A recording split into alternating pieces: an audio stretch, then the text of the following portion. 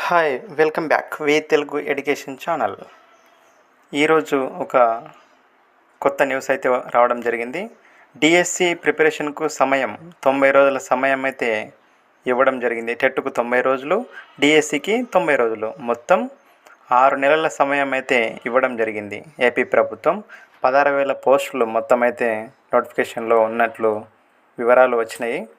కాబట్టి ప్రతి ఒక్కరూ ప్రిపరేషన్ చాలా జాగ్రత్తగా చేసి అందరూ జాబ్ కోసం కృషి చేసి ఏదో ఒక విధంగా జాబ్ కొట్టాలనే ఉంటారు. కాబట్టి ప్రతి ఒక్కరూ చాలా ఈ అమూల్యమైన సమయాన్ని వినియోగించుకొని చాలా జాగ్రత్తగా చదువుకుంటే మంచిది.